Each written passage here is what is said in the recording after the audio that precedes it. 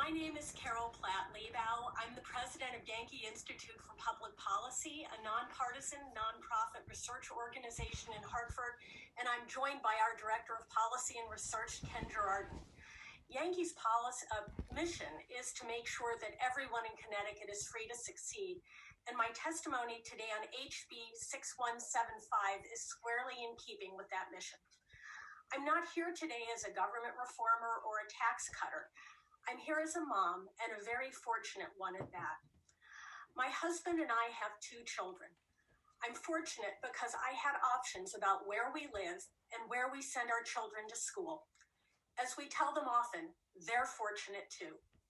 I honestly can't imagine how hard it is to be one of the many moms who don't have these options, who have to tell their sons or daughters they have to go back to a school where they're falling behind or being bullied or simply not being challenged academically. And for too many of the moms I've talked to, that's exactly what's happening 180 days a year. Our public schools are supposed to be the great engine of opportunity for taking steps toward equity, for preparing all our children to succeed. Because every single child in Connecticut is as precious to his or her mom as my children are to me. That's how it's supposed to work. I know you share this goal.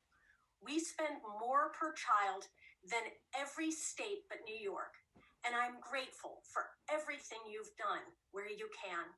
Charter schools, magnet schools, open choice. I'm here today to ask you to take another step by adding the scholarship tax credit in HB 6175 to the state's educational arsenal.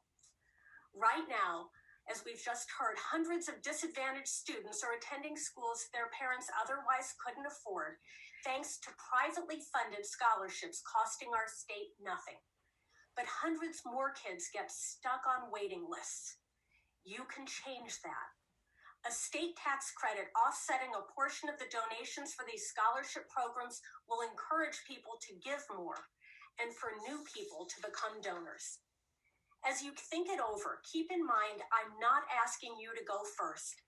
Plenty of states, including Illinois, Pennsylvania, and Rhode Island, already do this. I'm also not asking you to create anything new. Scholarship programs and the kids already on their waiting lists just need us to help. I'm also not asking you to take even $1 away from our public schools or to touch the education aid formula. I'm just asking you to do for our struggling kids what we already do for TV and film producers who get $25 million a year in tax credits. I'm asking you to look closely at a successful system already at work here in Connecticut, to build on it, and to help make a difference for more children who need your help.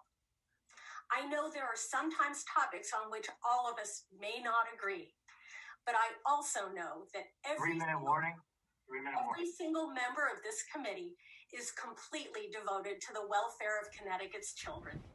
I ask you, please, as a mom, to support this life-transforming bill.